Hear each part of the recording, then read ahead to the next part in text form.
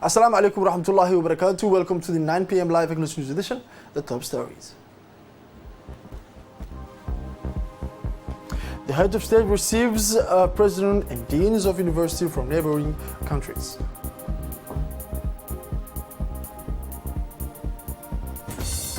The work of the 34th summit is continuing.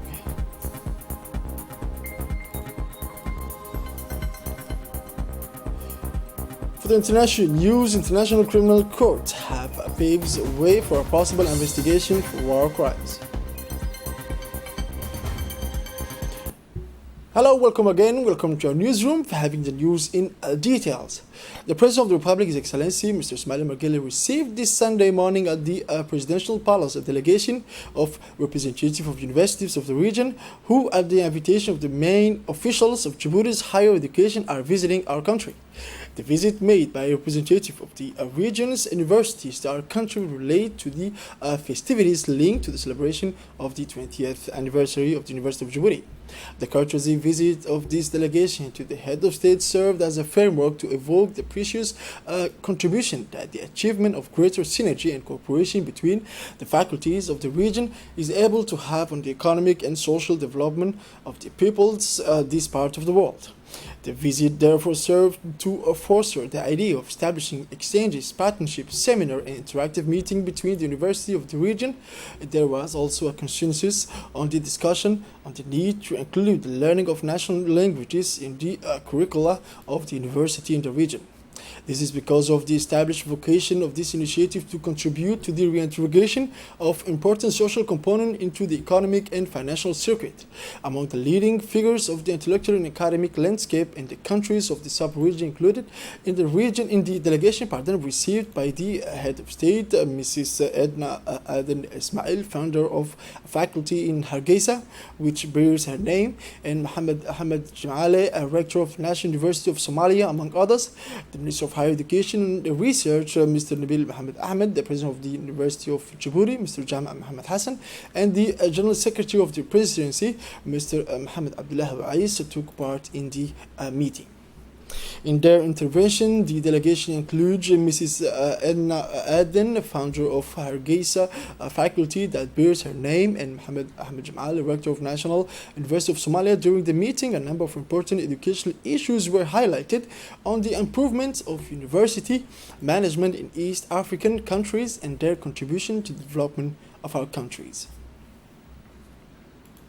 The President of the University of Djibouti said the visit served to promote the idea of establishing exchanges, partnerships, seminars, and interactive meeting between universities in the region. The President of the Republic, His Excellency Mr. Ismail Margele, alongside his fellow African heads of state and government, took part this Sunday in the second and last day of the 34th Ordinary Summit of the African Union, which in this time of coronavirus took place in the form of a video conference. The work of the second day of the summit hosted the swearing-in ceremony of the new team at the head of the organization after the appointment yesterday of the Congolese head of state, Mr. Felix Tshisekedi, as head of the organization's rotating presidency. The re-elected president of the commission, Mr. Moussa Afari, deputy to a new vice president, and this case, Mrs. Monique, originally from Rwanda, took the oath of office. As for the 6 commissioners who make up to the others members of the commission, only 4 of them who have just been elected have taken the oath of office because the renewal of the 2 other posts has been postponed for the next summit of the organization in June 2021.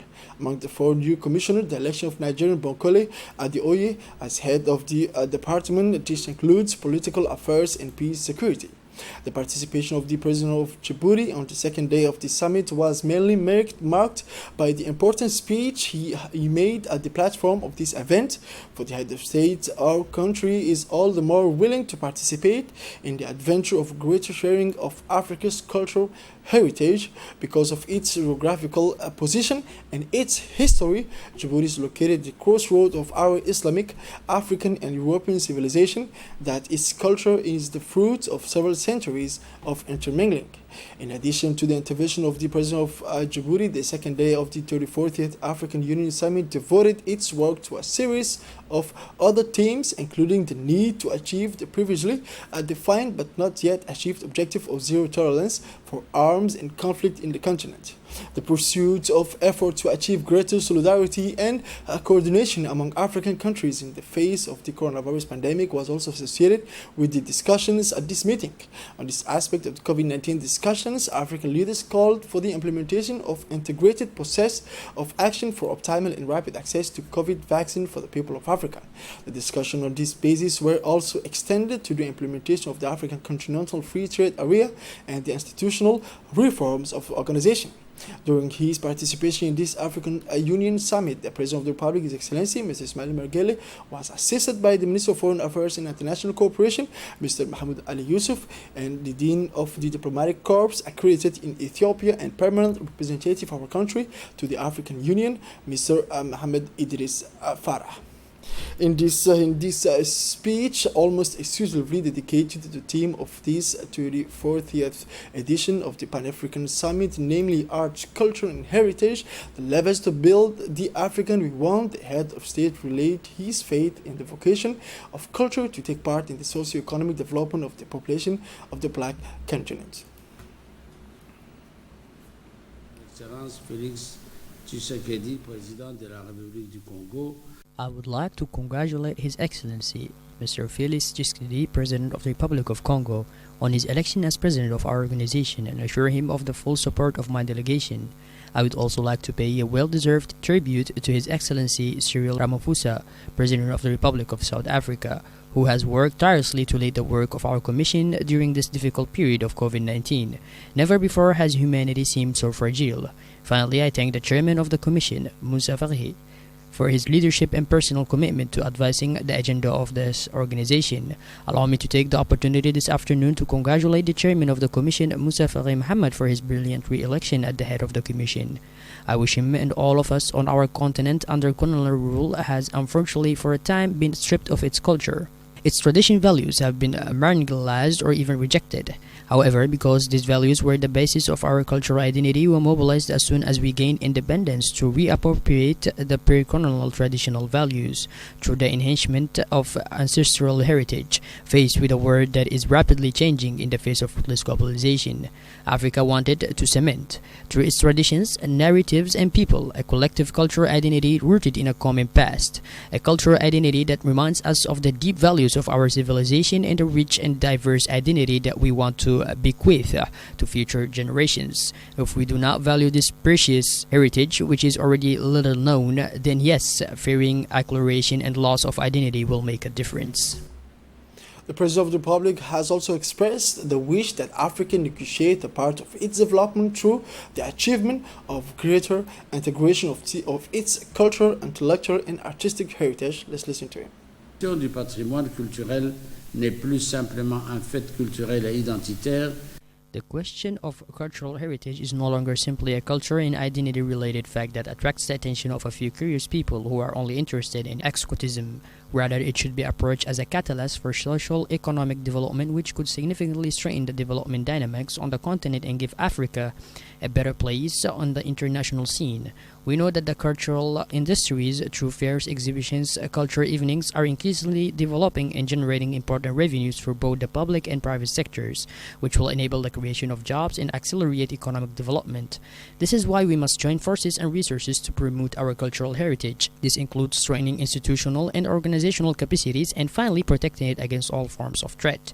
To achieve this, a better integration of culture in all fields, it is imperative to adopt a common policy and joint program, to set up platforms for exchange and artistic promotion, to develop a common strategy to fight against the illicit traffic of cultural and natural goods and works of art. It is in this spirit that Djibouti has undertaken measures to protect and enhance the value of sites containing cultural heritage, whether it's geological or etc., against the illicit and anarchic exploitation of resources. In this regard, I appeal for greater synergy between our Commission and regional organizations in order to adopt an action plan for the promotion, protection, and return of cultural property. Thank you, Mr. President. Let us listen now to the report of the 34th Ordinary Summit of the African Union Summit by video conference placed on the theme Arts, Culture and Heritage, Levers for Building the Africa We Want by the Minister of Foreign Affairs International Cooperation, Mr. Mohamed Ali Youssef. De l'Union africaine se tient depuis hier. The 34th Summit of the African Union is being held since yesterday by video conference, so in distance because of the pandemic of COVID-19 before the summit. And there was a meeting of the Executive Council, which is the Council of the Ministers, the 38th session, of course. It is an ordinary summit or at the level of the African Union. All the issues that concern the continent are dealt with by the heads of state beforehand by the Ministers of Foreign Affairs.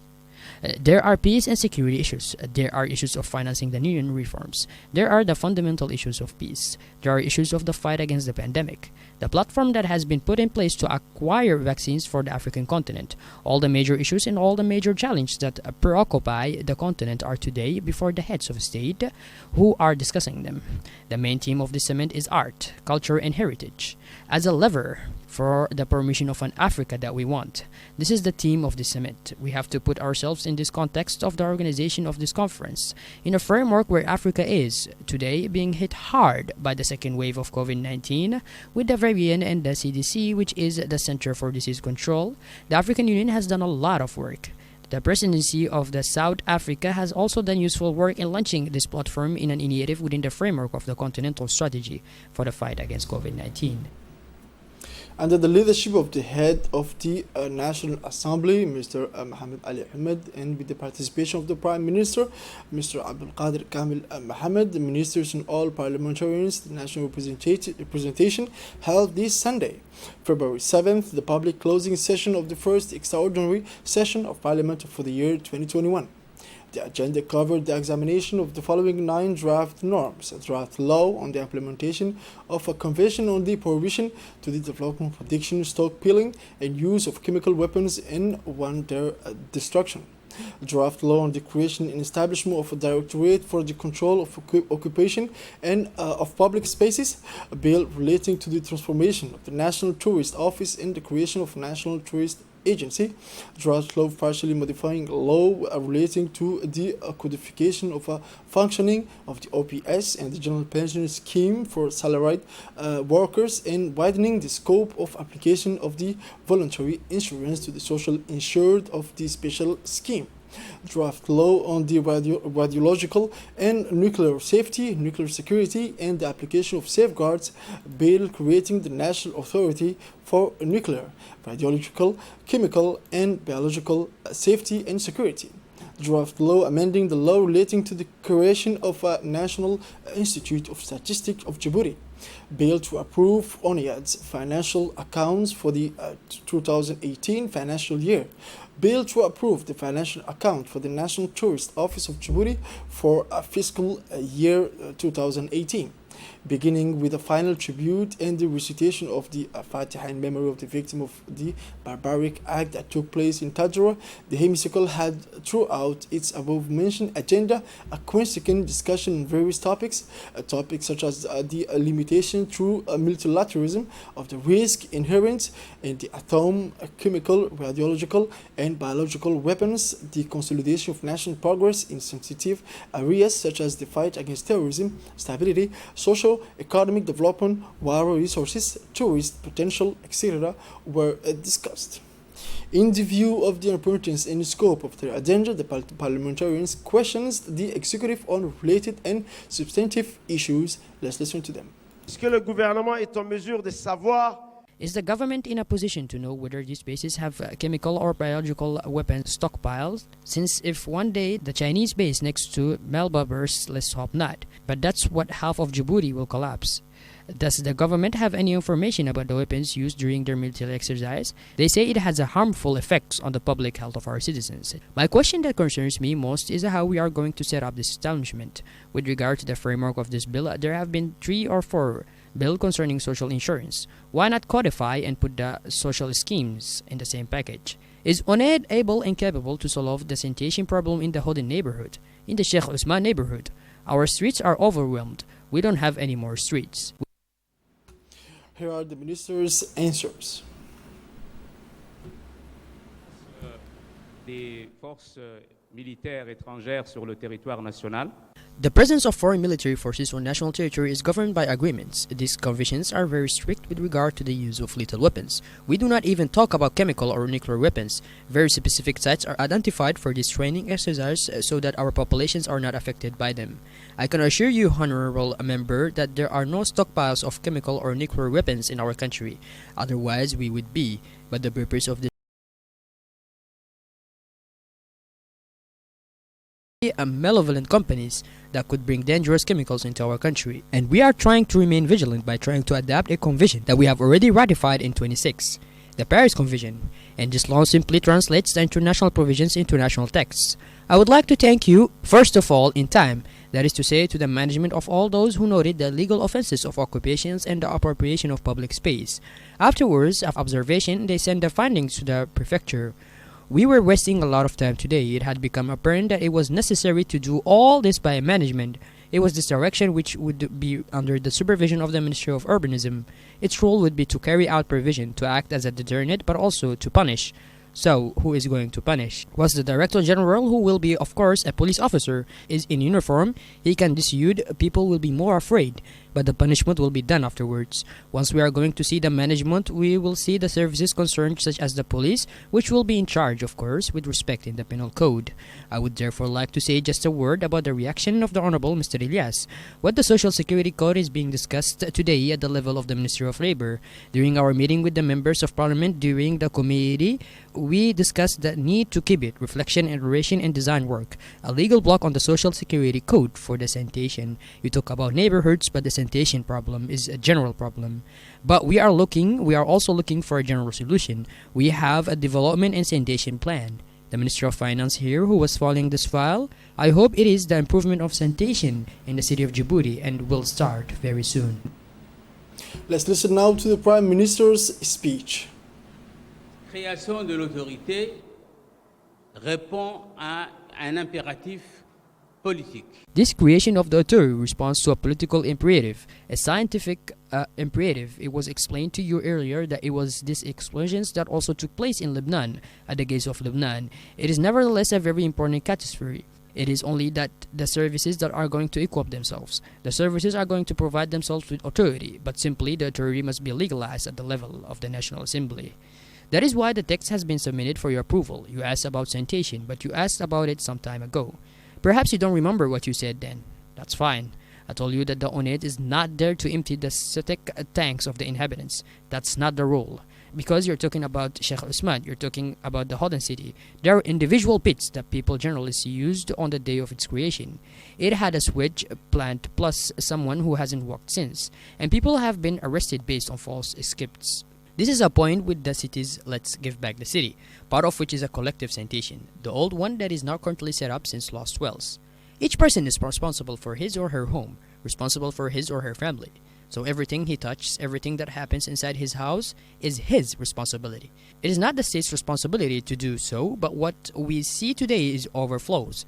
Septic tanks on the road, on the lands, and that's what's bad. There needs to be an awareness-raising campaign for the population, but nevertheless, the state will take its responsibilities. He was talking earlier about the development of sanitation networks. This is a real fresh leader. All these people, all these cities will be taken care of by a collective sanitation that will be directly on the steps of Duda. The Minister of Communication, Mr. Ramadan Abdullahi Bahdan, received today in the early afternoon the UNDP representative in Djibouti, Mrs. Fatima El Sheikh, in his office. At the end of this meeting, the Minister of Communication, the UNDP representative, discussed several subjects of common interest, including cooperation between the two countries in the field of media. Indeed, the discussions focused on capacities building of the staff of the written press in particular, but also to provide materials and equipment and finally a workspace planning. In short, adequate resources were mobilized so that the staff of the written press could carry out these missions in an ideal environment for dialogue. The UNDP representative was pleased to accompany the reform of the written press that the Minister of Communication is undertaking. A titanic project whose mission is to relentlessly innovate the written press organs, La Nation, ADA, Al-Qarn, and Egypt Post. Now, the National Agency for Persons with Disabilities, in collaboration with the UNICEF, hosted a workshop this morning at its headquarters in Hormuz to launch a group focus on the socio-cultural determinants of disability. This workshop took place in the presence of the Director General of the NPH, Mr. Anglais, and the Deputy Representative of UNICEF, Mr. Pierre, the Technical Council, the Director of Communication of the Disability Agency, and members of the community. This initiative is part of the joint project Advancing the Rights of Persons with Special Needs in Djibouti, funded by UNPRPD, a partnership between UN agencies, namely UNDP, UNICEF, and UNFPA, and the National Agency for Persons with Disability was signed in 2018 to advance the rights of persons with special needs. This partnership between the NPH and this assistant UN agency is committed to transforming the lives of people with disabilities, ensuring that they have access to opportunities and can fulfill their potential. The aim of this additional survey is to understand the problems faced by the families of people with disabilities. Live with the people with special needs. I really appreciate that, because for me it's very important. That's what we're here for, actually. We hope, inshallah, we will do a good program and a good survey, because the information is very important, actually, to start any program. So that's what we need, actually. So we really thank you, the organization of UNICEF. In turn, the General Director of the National Agency for People with Disabilities expressed the importance of this focus group workshop on socio-cultural determinants of disability. The Executive Director of the National Agency for Persons with Disabilities thanked UNICEF for its full support in promoting and protecting the rights of persons with special needs. The Omar Gelle Ahmed Teacher Training Center for Basic Education was officially inaugurated by the President of the Republic, His Excellency Mr. Ismail Margeli, on Thursday, 4th February 2021. This center, which has taken over from the illustrious École Normale, is a flagship body for the education system. Japan, which financed its construction, did not skimp on means, since it was built according to international standards with infrastructures and equipment of the last generations. The head of state, Mr. Ismail Margeli, was very pleasantly surprised by the buildings and classrooms, including a huge amphitheater, intelligent classroom, multimedia rooms, etc. The occasion for the Japanese ambassador, Mr. Umio Otsuka, through his speech, reaffirmed the friendship and mutually beneficial cooperation between Djibouti and Japan. He praised the visionary policy of the President of the Republic, who has always worked to strengthen the quality of the school, but even beyond the socio-economic development of Djibouti. At the end of his speech, the ambassador had the honor of immortalizing this major event and the friendship of our two countries in the guest book of Omar Gelle Ahmed Center. The Maqam of Sheikh in Balbala hosted the annual ceremony, the birth of Sheikh Isa. This event was attended by several ulama and young people from the different districts of Balbala commune. The event was marked by the religious songs were performed by the ulamas.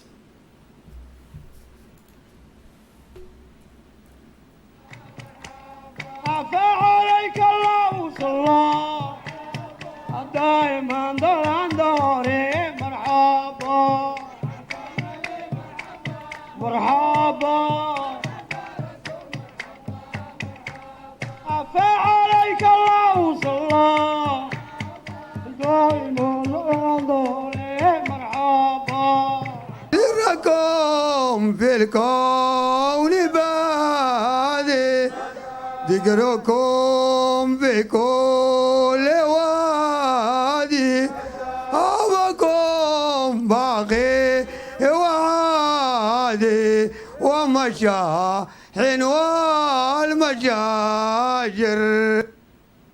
Moving now to international news, the International Criminal Court declared itself competent on the Friday, 5th February, for the event that took place in the occupied Palestinian territories, which could pave the way for war crimes investigation. The ICC explained in a statement that it had decided by a majority that the territorial jurisdiction of the Court for the Situation in Palestine, a state party to the Rome Statute for the ICC, extend to the territories occupied by Israel since 1965. On 20 December 2019, Fatou Bensouda, a prosecutor of the ICC, had announced her willingness to open a full investigation into possible war crimes committed in the Palestinian territory in 2014. In 2015, a preliminary investigation was launched into allegation of war crimes and crimes against humanity in Israel and the Palestinian territory in the aftermath of Operation Protective Edge in Gaza, a war that left 2,200 dead on the Palestinian side, including 1,500 civilians according to the UN, and 73 dead on the Israeli side, including 67 soldiers. This is it for this edition of 9 p.m. Thank you for watching us and have a wonderful evening.